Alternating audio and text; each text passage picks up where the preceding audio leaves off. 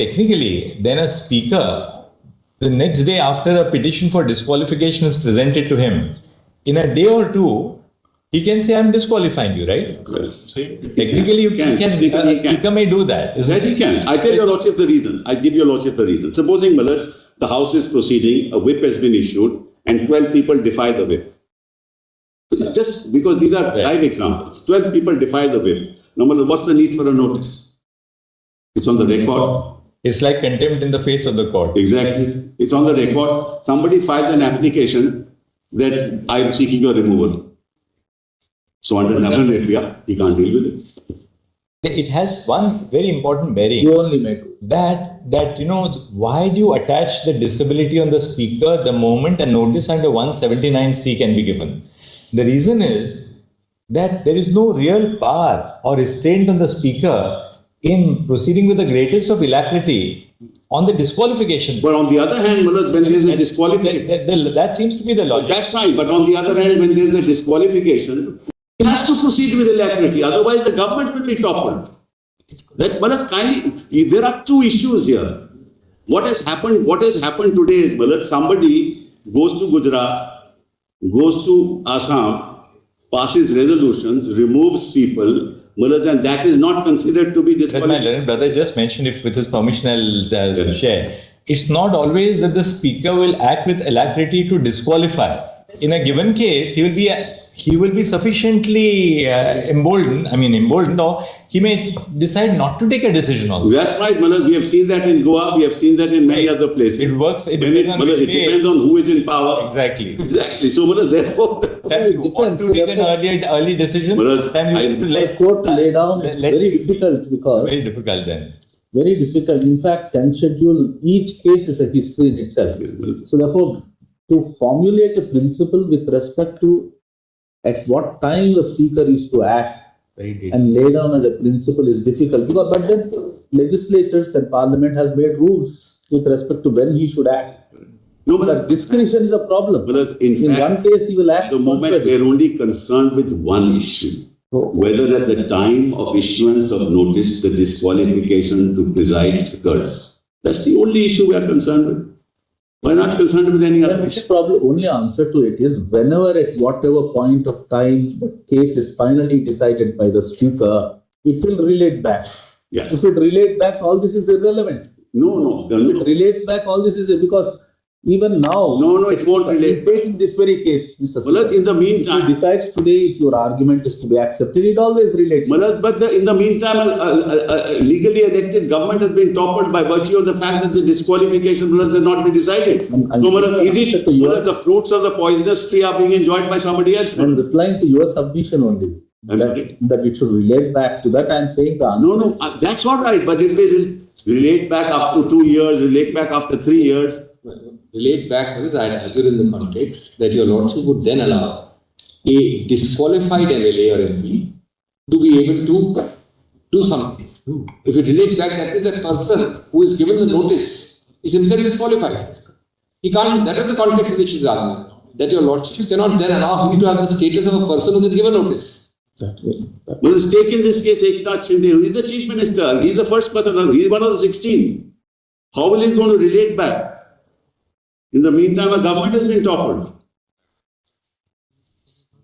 So, Manoj, these are very vexed questions that your Lordships will have to look at Raman Bebia and see how to answer. Mr. Sibal, there's another aspect also of Nabam which has been worrying us. We've been in discussion, which is that ultimately in any constitutional adjudication, Nabam lays down a principle. Now, we have seen how vexed it can be in the sense that, it really depends on the emerging political situation from case to case, stage to stage. That's true. Now, Nabam has laid down a principle which is holding the field until today. Right. Before we decide to enter upon this to review the correctness of Nabam, we must also be clear that it, strictly speaking, arises in a case. Now, one thing which you have to really perhaps assist us on is this. Nabam, the correctness of Nabam would arise if the speaker stood injuncted either by the High Court or by this court from exercising his powers under the 10th schedule, the speaker was injuncted from exercising his powers under the 10th schedule until the vote for his removal was taken up. Right. Or he himself says that, look, in view of Nabam, I'm not going to exercise my jurisdiction. Right. Then somebody else may say that, well, you have to exercise our jurisdiction. Now, in our case, what happens is that when the speaker perhaps in that sense created a problem for himself, maybe out of the political exigency. We're not at all saying that in a pejorative sense. That's real politics. The speaker himself gave only 2 days notice. 25th, he said, I'm going to give you time until the 27th. Our court, in the light of that, said that time to furnish your reply is extended until the 12th of July. In the interim, Your Lordship may not have looked at that phrase. Yeah, in the interim. In the interim, Now, it is extended. a trust vote takes place. Yes. The then government decides not to face the assembly, it resigns. Right.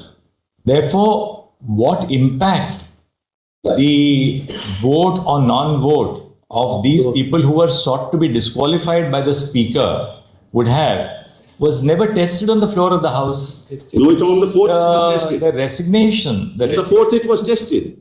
No. Yes. On the resignation of the Chief Minister obviated a reference, obviated the floor test. No, Therefore, it happened. It happened on the 4th. On the 30th itself. For Shinde it happened, the same thing. But on the 30th, what happens is this. On the 30th, when the floor test is to take place, the government resigns on the 29th. Right. The moment, of course, they got to know that the floor test is going to be held and there's no stay by the Supreme Court. Now, as a result of that, what happens is that the consequence of the vote, which would otherwise have been cast by a person who was sought to be disqualified on the overall voting pattern, never emerges before the assembly. So in which case does really does the correctness of Nabam Rebia fall for consideration? Yes, Manoj, I will demonstrate that immediately. And should we go into the validity of Nabam Rebia merely because obviously very interesting constitutional issues arise? Because when we decide a constitutional issue in the absence of a factual background, the factual background, that the court is trenching upon something without full facts. Situation where it's not really a case of an anti-defection. It's a case where there is perhaps a realignment, even a starker case than this, where there is actually realignment is going on. And the Chief Minister is in an awful minority. Then, knowing the writing on the wall, the Speaker would want to declare all the others who are on the other side as violative of he can't unless there's a petition before him. That's another. Yeah. Petition part of it is what you are saying. This application, this notice is actually not equivalent to a petition. We are on the interpretation. We are on the question of should the Speaker restrain or postpone it till some point of time. We are only on that question. In a situation like this, in order to preempt a situation, Speaker takes up the matter and immediately disqualifies them. Let me ask that. Very important question. Let me ask that. Let's now bifurcate these two. One, you can't have a notice before a petition for disqualification. That's one part. You can only have a notice after the petition for disqualification. Okay, that point is taken. Well, correct? Go to after the notice. What's the next now, supposing there's a notice after the petition of disqualification. In that event, everything would have happened already. Suppose there is the facts would have happened already, because the notice will have to be based on allegations. Take a situation where a notice is there. Take a situation. Assuming for a minute that this 20 instead of 21st, it's a 20th notice. Then what will happen? Not 20th, 24th. No, there is a notice on 10th schedule. Yes. Already given by one of the minority members. Okay. Then what will happen? I'll tell you, Lordship, what. Then the Speaker proceeds further to disqualify all of them. Why not? Because that's the law. That's why I said under the 10th schedule, there is no majority issue. There is only a merger issue. So therefore, there is no defense under the 10th schedule. About 2 days' time, he proceeds to consider the 10th schedule and immediately he passes. But Malaj, if out of 55 or 58, 40 are on the other side, it's covered by the 10th schedule. Because there's no defense. Malaj, as your Lordship knows, under the 10th schedule, you are given only defenses.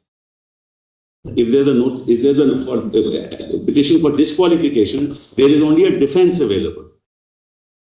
It was available, Malaj, under paragraph 3, 1/3 of the members of the legislative party, Malaj, decide to join the other. That was a defense available. We are 1/3.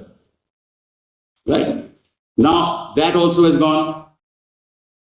So there is no defense of saying, I am in majority. Your Lordship is now taking a hard fact situation that the Chief Minister has lost confidence. Actually, he's only 50 people are, out of 50, 40 are on the other side. I'll assume that against myself. Right? Now, they are still subject to disqualification. So what? That's why, as I said, these majorities can't be decided in the legislature. What they'll have to do is go to the party, take over the party, throw him out, and come to the house. There before disqualification. No, that time is not there. By the time they go to the party, to the election commission. That is why that is precisely my argument. Therefore, Mr. Sibal, your argument, stretched to its logical conclusion would mean this, that even if a chief minister of a party completely loses the confidence of his own party in the house, yes, whether he has a confidence or not cannot be tested on the floor of the house. It cannot be. Which means that, according to, therefore, a chief minister and a willing ally in a speaker, the speaker will have to be with them. At least 2 people will have to be. People have to be. You can support, because we are not dealing with a defection. No, I understand. Where you lose your own party, but then you continue because you have lost your own party. I tell your Lordships, then what will happen? It's very simple, Manoj, then what will happen? Then what will happen is that under the scheduled Manoj, the speaker will be removed. Without anything, without any other thing. The speaker a motion will be passed or whatever. The speaker may be removed and another speaker may be installed. But that's another issue. That situation has not arisen. At the moment, we are on what? From what date does the disqualification of the speaker commence? It's an important question, Uddhav. That's all. Now let me now read something about the Constitution itself. Yes. For a minute. No, I think you've now made your submission on the reference or the lack of reference. Yes. I'm sorry. The same thing, whether the reference needs to Right, now just one other. Yes, one other thing. There's a judgment of the UP, Allahabad High Court, 1964 judgment which deals with this issue, luckily. 64. And I tell your Lordship what the judgment says. Then I give your Lordship judgment. Yeah. Whereas there the question arose that a chairman of the Legislative Council was sought to be removed. Now, at the time when the notice was given, he was there presiding. At the time when a motion was moved, he was still presiding. At the time when the leave was sought to be granted, he was presiding. A writ petition was filed that you could not have presided at the time when leave was granted to move the motion. Right? Leave was refused. So, the question then arose and the court said, look, under the Constitution and the rules of the Assembly, he is not required to vacate his chair when leave is sought. Because the resolution only comes up for consideration when a particular day is fixed for its consideration. So, it has to be a sitting in the Legislative Assembly, not outside, while the resolution is under consideration.